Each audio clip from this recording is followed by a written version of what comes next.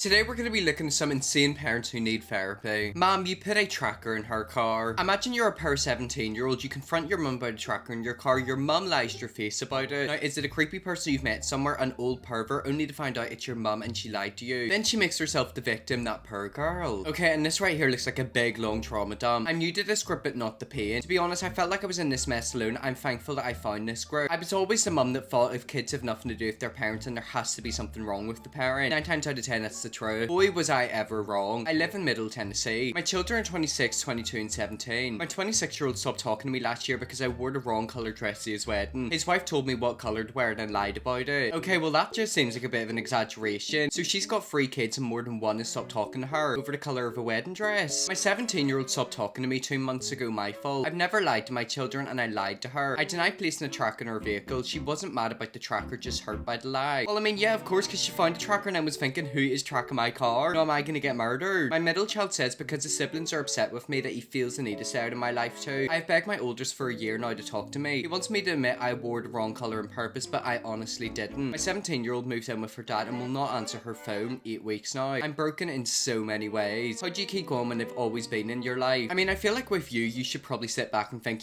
why do none of my children want anything to do with me? If it's one child, it could just be, bad communication. If it's 2, you start thinking, right, okay, what's going on here? And now a possible third. There quite clearly is an issue, by the sounds of it, it's you. Most unhinged mother-in-law. Okay, so this looks like a TikTok screenshot. Me right now because my son's little girlfriend thinks she's gonna be a good mum while she has no money, house, or car. Try again, I'll take that baby once it comes. Okay, so apparently we got a granny threatening to kidnap her grandchild. Me, cause my son's little girlfriend is writing checks she can't cash, running her mouth, but what she don't know is that I'm gonna take that baby off her, just like how she stole my son and her keyboard gangster ass won't be able to do nothing then. What is this granny's beef with her son's girlfriend? Does she want to swap positions with that girl? I can't wait to rip my grandbaby out of that girl. She won't ever see it coming. I mean, I think she's gonna see it coming now considering you posted it on TikTok. And by the way, on the Reddit page that's got thousands of upvotes. This ain't one-sided beef. This is you stole my son from me. And by the looks of it, that is the girlfriend who has done absolutely nothing wrong. All she's done is fall in love with her son, dated him, became pregnant, is about to have her grandchild, and the evil old granny wants to nick it. Who my son should be with versus who he's with. Then again, how old is this woman and how old is this girl? By the looks of it, she's what, 19 and she's like 40 something. Why is a 40-year-old beef with a 19-year-old? Genuinely wish this post would blow up so the daughter-in-law can see it. I can assure you she probably already knows all about the mother-in-law. If she's posting that on TikTok, imagine what she's like off TikTok. Imagine what she's like in real life. I saw the TikToks, the GF/daughter-in-law knows. Mum is threatened to kill her baby before it's born. Crazy stuff. This isn't crazy stuff, this is serial killer stuff. Like, I'm so sorry if she's threatening to take the life of a grandchild just because that woman gave birth to it. She needs to be in jail, not in that hospital room. Random loving little messages from Mother Dearest. For context, my mother is weird about my facial and body hair. Once I was literally in the hospital for an accident that she caused, and as they were cutting my clothes off me, she was more worried about my leg hair than the fact that I,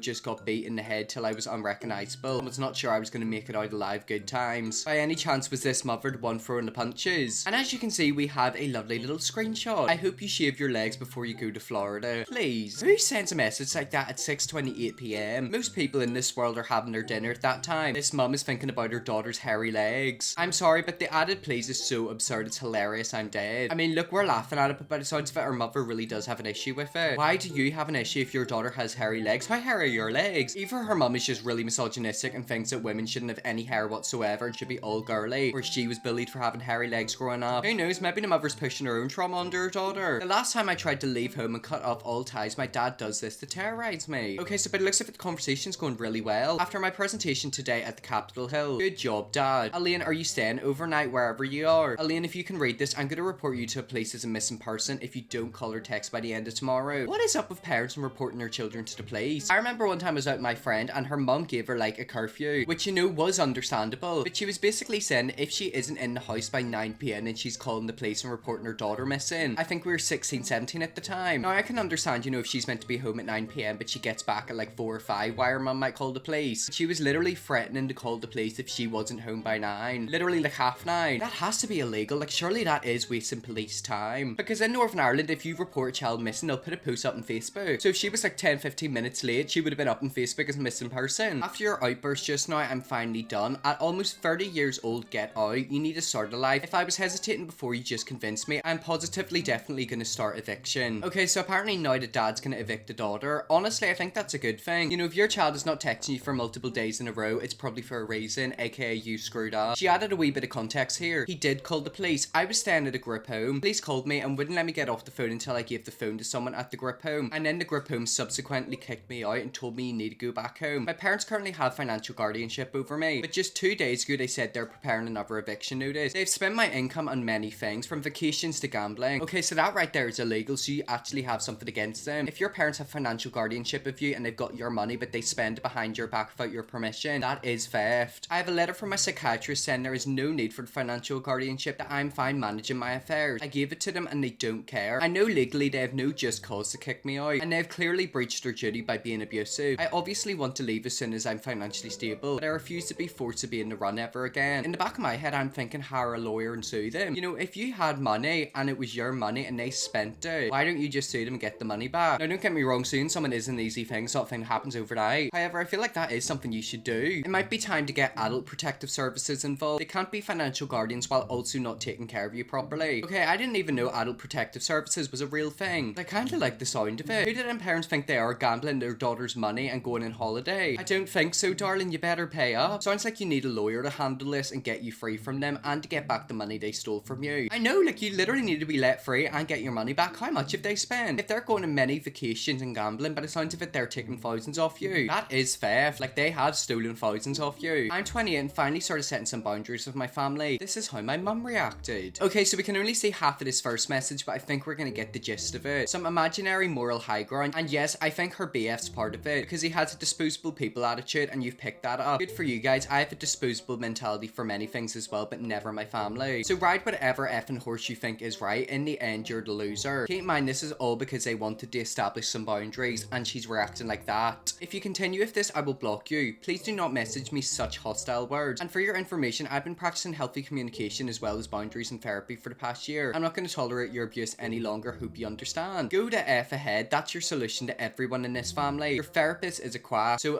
silence is healthy communication, is it? I mean, if we're going to talk about unhealthy communication, I think you're the poster child for that. I talk to my younger brother on a weekly basis and it's been lovely. He communicates with respect and I really wish you'd try to do the same. So quite clearly, this isn't a family issue. This is just a mum issue. You know, the mum seems like a bit of a wacko cracko. And then she also had this to say: I only communicate with my mum and older brother, who basically raised me, in a group chat now to avoid any of that he said, she said stuff, as it was getting pretty annoying. Plus, I come from a toxic and dysfunctional family, so I'd rather limit it to one group convo, especially because my mum and older brother always get together and gossip about me. Anyways, apparently my therapist is a quack. I really like my therapist, lol. I've been trying to set boundaries with my family this year, and this is how my mum reacts when I do. I grew up always engaging and fighting back, so I guess this is a shock to her. She probably enjoys arguing with you. You know, I've met people who enjoy arguing with other people. Isn't that so weird? Like, I remember one time I was in FaceTime with my friend. They added other people just to argue with them. Who argues with people for fun? The people who are upset about you having boundaries are the ones who want to treat you like crap. If you're setting boundaries, follow through with consequence. You said in those texts you're not going to accept their abuse any longer, which is great. She carried on. You probably knew that already, but just in case, I only say that because we teach people how to treat us. And if we say we'll do something if they act badly, then we need to follow through. You could tell her it's a day